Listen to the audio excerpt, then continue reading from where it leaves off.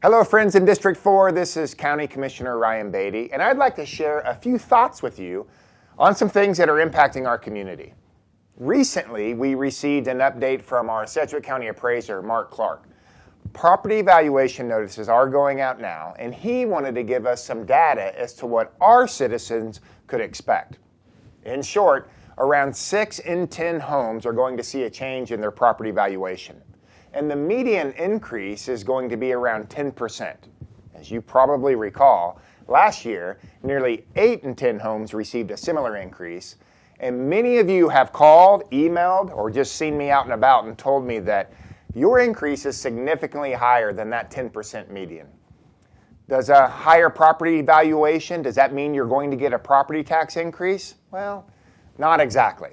You see, all the taxing jurisdictions that make up your property tax bill, such as the state and cities, counties, school districts, and townships, they're all working on their budgets right now, and those decisions won't be finalized until August for most of us. But people are fearful of potential property tax increases, and I can completely relate, and I can agree with your concerns. If we've visited in person or emailed, or if you've heard me speak at events, you've likely heard me talk about the rising cost of government. To be clear, the steady increases in the cost of government, they're not due to frivolous spending, at least not for the Sedgwick County budget.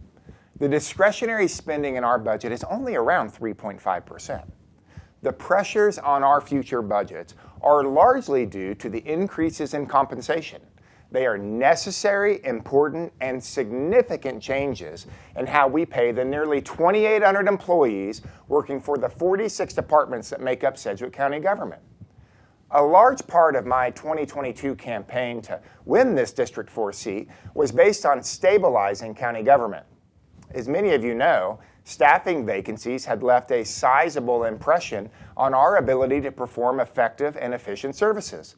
And there is a noticeable and dangerous effect to instability when we're dealing with public safety departments like EMS or fire, the sheriff's office, and 911 communications. The same impact was being felt in our public health departments like ComCare. Across the board, we needed to address staffing instability so that we can perform the type of public service you deserve. Competitive compensation is a big part of that equation. That needed stability comes at a cost.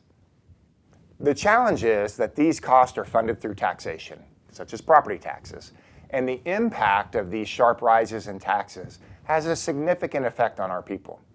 As I see it, there are 3 options to counter the rising cost of government.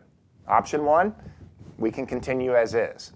Every year we can grab some of the assessed value growth and fund some nominal increases for compensation and continue business as usual while we try our best just to keep property taxes in check. Now, that's always an option. But to be honest with you, you didn't elect me to maintain the status quo. Option 2, we can start cutting services. Please hear me very clearly. The bulk of what we do at Sedgwick County government is public safety, public health, and public works. And there are very, very few opportunities to make cuts in those departments without drastically impacting the level of services that we provide. I'm happy to sit with anyone at any time and show you my analysis of what could be done with cuts and what can't be done in exchange for service.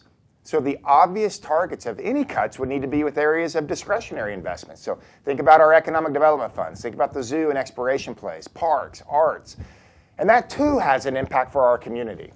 There's a third option, and that's that we can work to reform the model. We can tighten our focus on the core services and functions of county government while we look for other opportunities with our non-core functions to change funding models, maybe from property tax to sales tax, or even to look at sharing or consolidating services where they're applicable.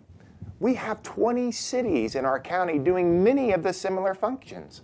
There are multiple opportunities to work together in partnership with sharing services. We can bring more efficiency and more cost savings to our taxpayers through some really targeted functional consolidations. And as you could probably guess it, I hope to present the case that option 3 is the best route for this community. I believe that we can reduce the cost of government, particularly property taxes, while also protecting investments into our other vitally important areas that we deem as non-core functions. The way forward is reform. We need to modernize local government. I'm fully aware that these conversations are difficult and they're going to require a lot of agreement and a lot of collaboration. But I hope to find willing partners that are as eager as I am to modernize local government, and I think that you deserve it. I'm honored to serve you, District 4.